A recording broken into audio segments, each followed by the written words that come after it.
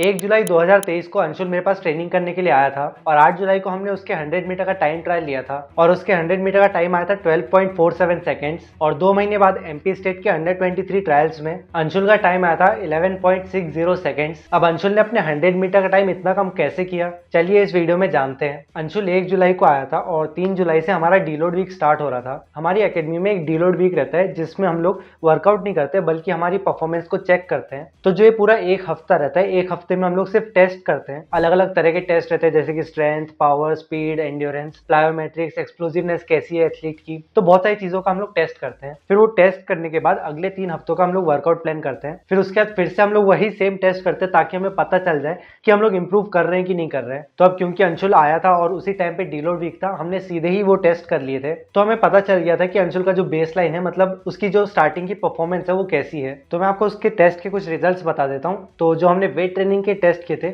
उसमें उसकी परफॉर्मेंस कुछ ऐसी थी। उसकी वर्टिकल जंप थी 55 सेंटीमीटर, उसके फ्लाइंग 10 मीटर का टाइम था 1.14 सेकेंड्स। और उसके बाद में हमने जो थ्रोज और हॉप बाउंड के टेस्ट करे थे उनमें भी बहुत ज्यादा अच्छा परफॉर्म नहीं किया था। अंशुल का बॉडी वेट था 54 केजी और उसके हिसाब से जो वो वेट लिफ्ट कर रहा था वो एक डिसेंट वेट था, लेकिन उसकी जो एक्सप्लोजिवनेस है वो उतनी ज्यादा अच्छी नहीं थी। तो उसकी जो एक्सप्लोजिवनेस है उसको इंप्रूव करने के लिए हमने बहुत सारे प्लायोमेट्रिक एक्सरसाइजेस को अपने वर्कआउट में ऐड कर लिया। अब अगर हमें हमारे 100 मीटर के टाइम को कम करना है तो उसके लिए हमें सबसे पहले हमारे एक्सेलरेशन को सुधारना पड़ेगा। फिर उसके बाद में हमारा जो बीच का टॉप स्पीड वाला पार्ट रहता है उसे इंप्रूव करना होगा और फिर एंड में हम लोग हमारे एंड्योरेंस को भी बढ़ाएंगे। तो सबसे पहले अंशुल को अपने एक्सेलरेशन को सुधारना था। अंशुल जब भोपाल आया था तो उससे जस्ट पहले की ये उसकी ब्लॉक की वीडियो है और उसके ब्लॉक स्टार्ट में कुछ गलतियां हो रही थी, जैसे कि उसका जो एंकल है वो काफी ज्यादा दब रहा था और उसकी लो हील रिकवरी भी बहुत ज्यादा अच्छी नहीं थी। उसका पैर हल्का सा ऊपर से घूम के आ रहा था और ब्लॉक से निकलने के बाद उसका जो पहला पैर था ये काफी ज्यादा एक्सटेंड हो रहा था आगे की तरफ, जो कि नहीं होना चाहिए। मतलब इस टाइम पे हमारे जो दोनों शिन है वो पैरेलल होने चाहिए थे। और उसके बाद में जैसे अंशुल पहले पैर से काफी अच्छे से पुश कर रहा था, वहीं पे जब वो अपना दूसरा पैर रख के पुश कर रहा था तो वो कंप्लीटली एक्सटेंड नहीं हो रहा था। तो ये 2-3 चीजें उसके ब्लॉक्स में गलत थी। अब अंशुल का एंकल दब रहा था, उसको सही करने के लिए हमने उसके एंकल स्टिफनेस पे थोड़ा काम किया। हमने वर्कआउट में बहुत सारी एंकल की एक्सरसाइजेस करी थी और बहुत ही लो इंटेंसिटी वाले प्लायोमेट्रिक एक्सरसाइजेस भी करी थी। अंशुल को मैंने बोल दिया था कि डेली वो सुबह 10 मिनट तक स्किपिंग करे। जो स्किपिंग एक्सरसाइज रहती है उससे भी हमारी टेंडन की स्टिफनेस थोड़ी इंप्रूव होती है। एंकल की स्टेबिलिटी को इंप्रूव करने के लिए भी बैलेंस वाली बहुत सारी एक्सरसाइजेस करी थी और धीरे धीरे उसके एंकल की स्टिफनेस में थोड़ा बहुत सुधार आने लग गया था और कुछ टाइम बाद उसका एंकल पहले से काफी कम दब रहा था। अब इसके बाद में जो लो हील वाली दिक्कत थी तो ये बहुत सारे एथलीट्स के साथ भी होती है। तो हम लोग क्या करते थे कि जब वो ब्लॉक के ऊपर बैठता था हम लोग उसके पैर के पीछे एक मिनी हर्डल को रख देते थे। अब अंशुल को बस इसी चीज पे ध्यान देना है कि वो इस हर्डल को टच ना करे और वो नीचे से अपने पैर को आगे लेके आए। और इस तरह से हर्डल को रख के ये ड्रिल करने से वो लो हील रिकवरी सीख गया था काफी जल्दी। और जो उसका पैर एक्सटेंड नहीं हो रहा था और आगे वाला पैर खुल रहा था, इस चीज को भी बार बार उसको रिमाइंड करना पड़ रहा था कि मतलब हर सेशन में उसको बता रहा था कि ऐसा मत करो मत करो। तो एकदम से तो ठीक होता ही नहीं है, लेकिन बार बार उसने इस चीज को ध्यान में रखा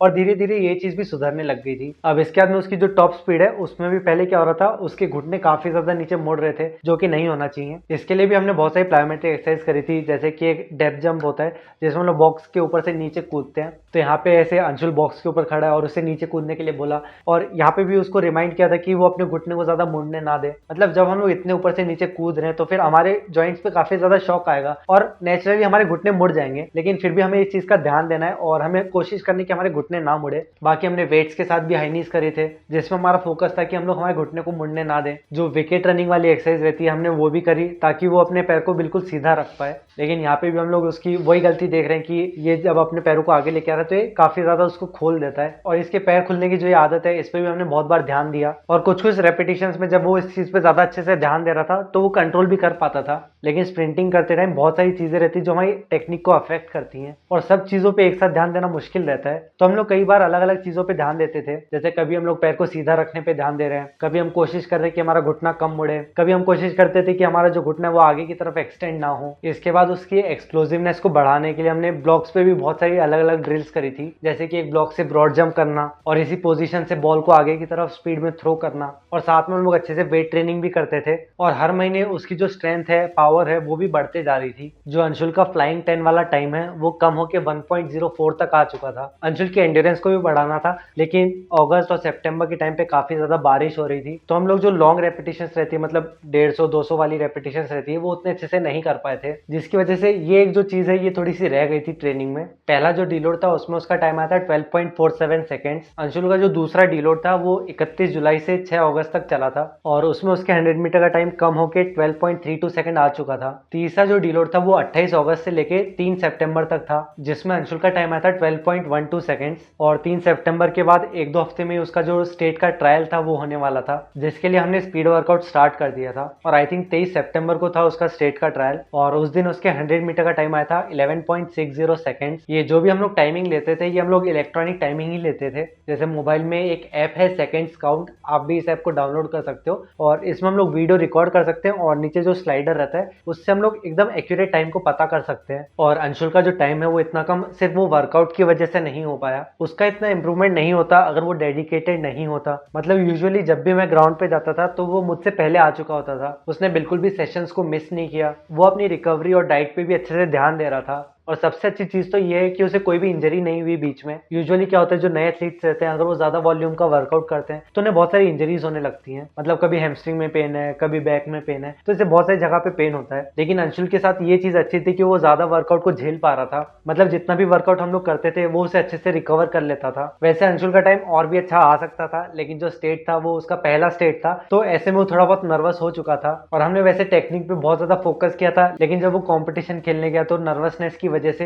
वो अपनी टेक्निक पे उतना अच्छे से ध्यान नहीं दे पाया, और उसने अपनी पूरी टेक्निक बिगाड़ दी। लेकिन फिर भी उसका टाइम पहले से इंप्रूव हो चुका था। हम लोग 11.40 सेकंड्स तक का टाइम एक्सपेक्ट कर रहे थे, लेकिन कोई बात नहीं, अगले 2-3 महीनों में ये भी अचीव हो जाएगा। और अभी जब ये वीडियो को मैं रिकॉर्ड कर रहा हूँ तो हमारा एक डीलोड वीक चल रहा है अभी भी, और अभी इस बार अंशुल ने पहले से काफी ज्यादा इंप्रूव किया है। सबसे अच्छी चीज उसके साथ ये कि उसका हर महीने इंप्रूवमेंट होते जा रहा है, मतलब अभी तक उसकी परफॉर्मेंस एक पॉइंट पे आके रुकी नहीं है। आई विश कि वो ऐसे ही कंसिस्टेंट रहे और अच्छे से मेहनत करते रहे, और उसके अंदर और पोटेंशियल है, वो अपने टाइम को और अच्छा बढ़ा सकता है। अंशुल के जैसे एक और एथलीट है क्रिश, और जब वो मेरे पास ट्रेनिंग करने आया था तो उसकी जंप भी 5 मीटर के आसपास आ रही थी, और अभी उसकी जंप 650 से ज्यादा आ रही है। अब क्रिश ने अपनी जंप को कैसे इंप्रूव किया उसके ऊपर भी मैं एक वीडियो बना चुका हूँ, आप वो वीडियो यहाँ पे साइड में देख सकते हो। अगर आपको ये वीडियो पसंद आई तो इसे लाइक जरूर कर देना, और अगर आप चैनल पे नए हो तो इसे सब्सक्राइब कर देना, ताकि आप ऐसी वीडियोस को मिस ना करो। अब हम लोग अगले वीडियो में मिलेंगे, तब तक के लिए बाय बाय, और आपके ट्रेनिंग के लिए ऑल द बेस्ट।